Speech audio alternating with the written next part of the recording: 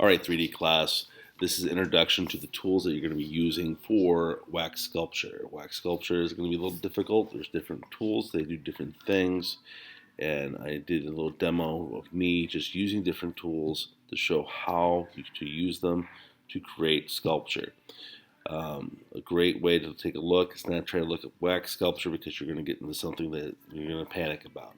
So look up soap sculptures, and that would be a lot easier, and that would be lessen your anxiety a heck of a lot more than doing like large wax sculptures. We're just using wax because if we don't like it, we can melt it down, recreate it again, and start over from scratch. No big deal. So enjoy the video. I hope you like it. Okay, bye.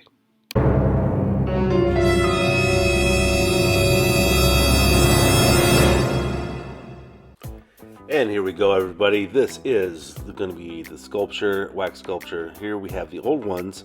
You can see how this one's a little squirrel. Got a boot here. It's all wonderful. You're carving the wax down to create the basic shapes, wax down in the basic shapes to create a statue. That's basically the gist of it. Now you can create a statue if you want, or you can create a relief. So here's the different tools. You see here we got a drill tool, we got different wedge tools there. There are some crescent tools. I think the crescent tools are going to be the main tools that you are going to use. They're just kind of awesome for getting in nooks and crannies. They're really great. The wedge tools down there, you can see off to the right, I just picked up a little bit ago right there. They're good for mapping stuff out. They have a smaller blade, so you get a little bit more control. You can see here that I'm just using it, and I'm just carving out basically my design. So I'm doing a face, so you can see I'm breaking things down as I showed you probably in drawing to get the look of the face, measuring stuff out with the eyeballs, and we're just getting the placement of everything. That's very important that you carve out where the placement of stuff is that you want. Here I'm doing a mistake because I'm only doing one side, I'm not doing the other side. So you would really want to do both sides to kind of carve it out. To get an idea of what it's going to look like on the front and the side. And I just did the front, and I'm just going and taking away the excess. So you can see here I'm trying different methods here with the knife blade that's there. That's not really working too well. Now I have the big wedge there, and that one's working pretty well. I'm taking it off piece by piece. You don't want to work that too hard. You want to still be just whittling stuff down. You do not want to like really dig into it. Notice you can see how my fingers are on the top of it. That's to keep that piece in place. If you're too rough with it, you're going to pull that out. It's going to be hard to put back in, and we do not want to ruin the tools. Yeah. If I could make my own tools, I would. I got to buy these. So let's not wreck the tools, please. And as you see, we're carving. And this is just to get the idea of how to use the tools. For large spaces, I would definitely recommend using this tool right here. I'm just chiseling away and just getting the basic shape of the head that I want. Notice that I'm working all on the outside. I'm not working on the inside. We'll have another video for that. So I got tired of that, started going with the cheekbones, bottom lip, and I'm using the little pointer tool now because I'm going in for a little bit finer detail.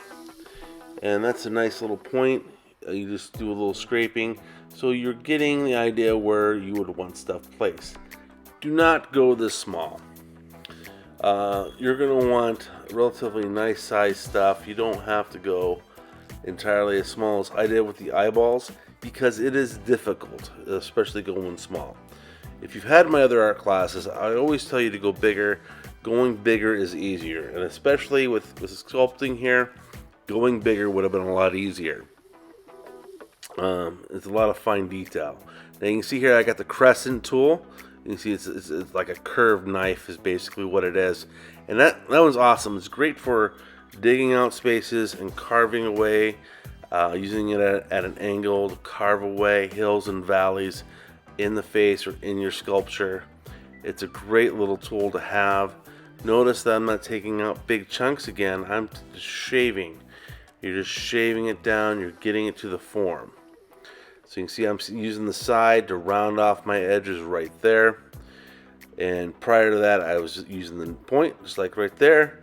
Using the point to kind of dig out recesses to put, get that eyeball to kind of take shape, and carving around it so I can have the brow, I can have the eye, I can have the start of the cheekbones, and even underneath where the cheekbones are, that jawline area, start carving that away and making it to where I want it to look.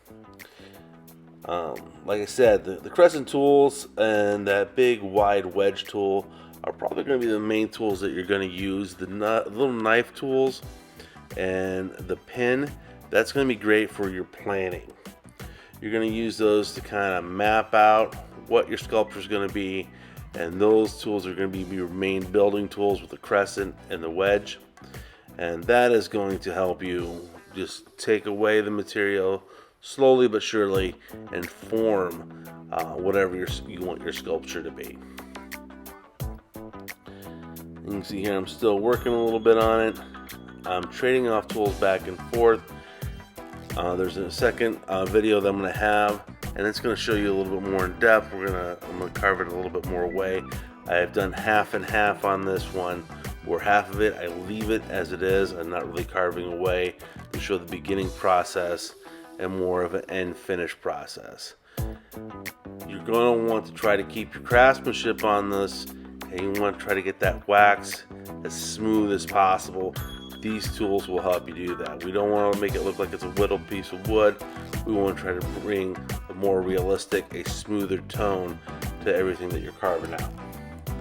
So there's the long and short of it, everybody. Hope you enjoyed it. Hope you liked it. And go ahead and you can watch the rest of it to the end. That is pretty much it. You can see how I'm just kind of scraping using that pin tool, and I'm just drawing with it. So have a good one. Take care.